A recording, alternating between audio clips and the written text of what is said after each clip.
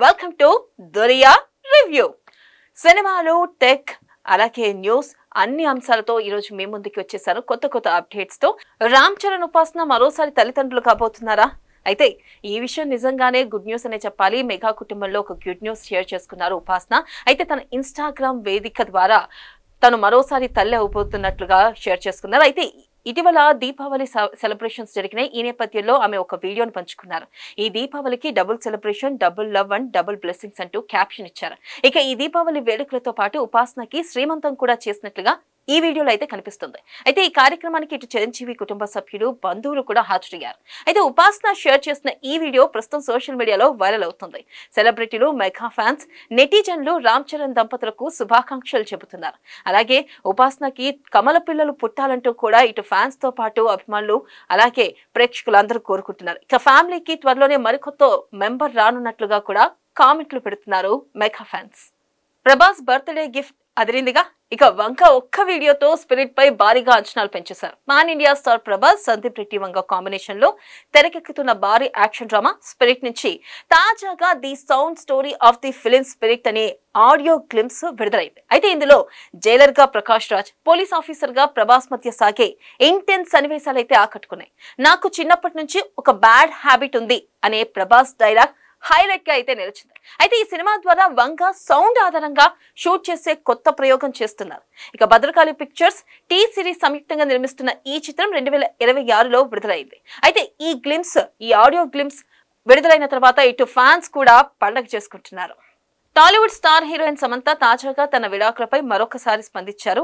అయితే తన జీవితంలో ఎన్నో కష్టాలు ఎదుర్కొన్నానని, నేను విడాకులు తీసుకున్నప్పుడు కొంతమంది సంబరాలు చేసుకున్నారంటూ కూడా ఆమె వ్యాఖ్యానించడం జరిగింది. అయితే ఇక్కడ చూసుకున్నట్టయితే ఆమె ఒకటే చెప్పారు, భవిష్యత్తు గురించి నా భవిష్యత్తు గురించి తీర్పులు కూడా ఇచ్చారు, కానీ ఇప్పుడు వారిని నేను పట్టించుకోవట్లేదు, నా దారిని నేను చూసుకుంటున్నాను అంటూ కూడా సమంత చెప్పిన మాటలైతే సోషల్ మీడియాలో ప్రస్తుతం వైరల్ గా మారాయి. ప్రస్తుతం సమంత నిర్మాతగా స్థాపించిన ట్రాలాలా మూవింగ్ పిక్చర్స్ ద్వారా శుభం చిత్రంతో విజయం సాధించింది. అయితే ఇక సమంత తాజాగా మా ఇంటి బంగారం, రక్త బ్రహ్మాండ్, ది బ్లడీ కింగ్డమ్ వంటి ప్రాజెక్ట్ లో నటిస్తూ తిరిగి యాక్టివ్ అవుతుంది. రెబల్ స్టార్ ప్రభాస్ పుట్టినరోజు సందర్భంగా అభిమానులు ఆనందంలో మునిగిపోయారు. ఈ సందర్భంగా రాజాసాబ్ చిత్ర బృందం ప్రత్యేక పోస్టర్ విడుదల చేసింది. అయితే వింటేజ్ లుక్ లో ప్రభాస్ ఆకట్టుకుంటూ కనిపించారు. హ్యాపీ బర్త్డే రెబల్ స్టార్ అంటూ టీమ్ శుభాకాంక్షలు తెలిపి త్వరలోనే ఫస్ట్ సింగిల్ విడుదల చేస్తామని కూడా ప్రకటించింది. ఇక మారుతి దర్శకత్వంలో తెరకెక్కుతున్న ఈ కామెడీ హర్రర్ ఫీచర్ ఫిలిం లో నిధి అగర్వాల్, మాలవిక మోహనన్, రితిక్ కుమార్ ప్రధాన పాత్రలో నటిస్తున్నారు. రాజాసాబ్ 2026 జనవరి 9న థియేటర్ లో గ్రాండ్ గా రిలీజ్ కానుంది. అయితే ప్రభాస్ అప్డేట్ తర్వాత, రాజాసాబ్ అప్డేట్ తర్వాత ఇటు ప్రేక్షకులు ఆనందోత్సాహాల్లో మునిగిపోయారు. మెసేజ్ తో చేరిన వెంకటేష్ గ్రాండ్ వెల్కమ్ చెబుతూ వీడియో వదిలిన మెగాస్టార్. ఇటు మెగాస్టార్ చిరంజీవి, అనిల్ రావుపూడి కాంబినేషన్ లో రూపొందుతున్న ఫ్యామిలీ ఎంటర్టైనర్ మన శంకర్ వరప్రసాద్ గారు సినిమా షూటింగ్ సగానికి పైగా అయితే పూర్తయిపోయింది. ఫైనల్ షెడ్యూల్ లో సూపర్ స్టార్ వెంకటేష్ అయితే జాయిన్ అయ్యారు. అయితే ఆయన క్యామియో రోల్ లో చిరు వెంకీ కలిసే యాక్షన్ కామెడీ సీన్స్ లో పాల్గొంటారు. చిరంజీవి ప్రత్యేక వీడియోలో మై బ్రదర్ వెంకీ వెల్కమ్ అంటూ స్వాగతం తెలిపారు. అయితే ఈ సినిమాలో నయనతార కథానాయిక క్యాథరిన్ థ్రెస్సా కీలక పాత్రలో నటిస్తున్న ఈ చిత్రం భీమ్ సిసోరిలో సంగీతంతో సంక్రాంతి కానుకగా థియేటర్లోకి రాబోతుంది. ఇక ఈ ఇద్దరి కాంబినేషన్ చూసిన ఇటు మెగా, వెంకీ ఫ్యాన్స్ అయితే పండుగ చేసుకుంటున్నారు. హిందూపురం ఎమ్మెల్యేగా బాలయ్య అఖండ 2లో రియల్ పాత్ర పోషించబోతున్నారా? టాలీవుడ్ మాస్ హీరో నందమూరి బాలకృష్ణ అఖండ 2లో డ్యూయల్ రోల్ లో కనిపించబోతున్నారు. అయితే ఒక పాత్రలో అఘోరగా, మరొక పాత్రలో హిందూపురం ఎమ్మెల్యేగా నటిస్తున్నాడనే వార్త సోషల్ మీడియాలో అయితే వైరల్ గా మారింది. మరి బోయపాటి శ్రీను దర్శకత్వం వహిస్తున్న ఈ సినిమాపై భారీ అంచనాలు నెలకొన్నాయి. ప్రస్తుతం షూటింగ్ శరవేగంగా జరుగుతుంది. హిమాలయాల నేపథ్యంలోనే action scenes, Boyapati mark dialogue సినిమాకి హైలైట్ కానున్నాయి. ఇక 14 రీల్స్ ప్లస్ బ్యానర్ పై తెరకెక్కుతున్న ఈ చిత్రంపై భారీ అంచనాలు నెలకొన్నాయి. మరి హిందూపురం ఎమ్మెల్యేగా బాలయ్య నటించబోతున్నారా అంటే ఇటు మూవీ టీం నుంచి గానీ, అటు బాలయ్య నుంచి గానీ ఎటువంటి కన్ఫర్మేషన్ అయితే రాలేదు. చూద్దాం మరి ఏం జరగబోతుందో. ఉదయాన్నే 6:100 కొన్ని పనులు అసలే చేయొద్దంటారు. అసలుకి ఏంటా పనులు, ఎందుకు చేయకూడదు ఒకసారి చూద్దాం. ఉదయం లేవగానే మన మూడ్ ఎలా ఉంటే రోజంతా మనం కూడా అలానే ఉంటుంది. అందుకే హ్యాపీగా ప్రశాంతంగా ఉండేలా చూసుకోవాలని అంటారు. దీనికోసం ఉదయాన్నే కొన్ని పనులు అస్సలు చేయకూడదు. అయితే అలా చేస్తే గనక చాలా సమస్యలు వస్తాయని చెబుతున్నారు యోగా ఇన్స్ట్రక్టర్స్. ఉదయాన్నే మన రోజంతా ప్రశాంతంగా ఎలాంటి హడావిడి లేకుండా ఉండాలంటే ఏం అవాయిడ్ చేయాలో ఇప్పుడు తెలుసుకుందాం.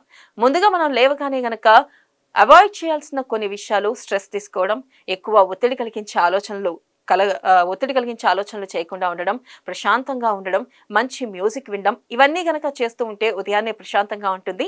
ఇక డే అంతా కూడా ప్రశాంతంగా ఉంటాం, మనం ఆరోగ్యంగా ఉంటాం, అలాగే చాలా సంతోషంగా డేని గడపడానికి దోహదపడుతుంది. ఏంటి ఇంక నుంచి పాస్పోర్ట్ ఆన్లైన్లో కూడా పొందవచ్చా అంటే పొందవచ్చు అంటున్నారు. అయితే భారత విదేశాంగ మంత్రిత్వ శాఖ గత ఏడాది ఏప్రిల్ 1న పాస్పోర్ట్ సేవా ప్రోగ్రాం 2.0ను ప్రారంభించింది. ఇందులో భాగంగా తాజాగా ఎలక్ట్రానిక్ పాస్పోర్ట్ ప్రవేశపెట్టింది.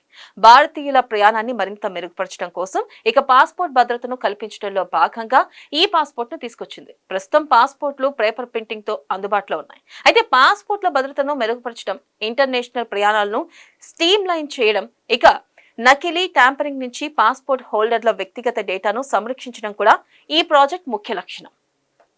స్మార్ట్ రేషన్ కార్డులు గనక తీసుకోకపోతే త్వరలోనే గడువు ముగిసిపోతుంది. అయితే ఏపీ ప్రభుత్వం కొత్త స్మార్ట్ రేషన్ కార్డులను పంపిణీ చేస్తున్న సంగతి అయితే మనకు తెలిసిందే. ఈ కార్డుల్లో రాజముద్ర, క్యూఆర్ కోడ్, కుటుంబ పెద్ద ఫోటో, ఇతర వివరాలతో అయితే రూపొందించారు. అయితే శ్రీకాకుళం జిల్లాలో ఆగస్టు 25న ఈ ప్రక్రియ అయితే మొదలైంది. ఈ ప్రక్రియ మొదలై చాలా రోజులు గడిచినా కూడా చాలా మంది లబ్ధిదారులు ఇంకా తమ కార్డులను తీసుకోలేదు. జిల్లాలో మొత్తం 43,663 కార్డులు పంపించాల్సి ఉండగా ఇక అందులో 2,086 మంది చనిపోయిన వారివి అని అధికారులు తెలిపారు. అయితే ఈ నెల 25 లోపు లబ్ధిదారులు కార్డులు తీసుకోకపోతే డీలర్లు కారణాలు రాసి తహసీల్దార్ కార్యాలయాలకు అప్పగించాలని జిల్లా అధికారులు అయితే ఆదేశించారు. మరి ఈ నేపథ్యంలో శ్రీకాకుళం జిల్లా వాసులు త్వరగా స్మార్ట్ రేషన్ కార్డులు పొందాలని ఇటు ఏపీ ప్రభుత్వం కూడా చెబుతుంది. ఇది వాటి దునియా రివ్యూ. మరిన్ని కొత్త అప్డేట్స్ తో మళ్ళీ కలుసుకుందాం. Keep watching ANN.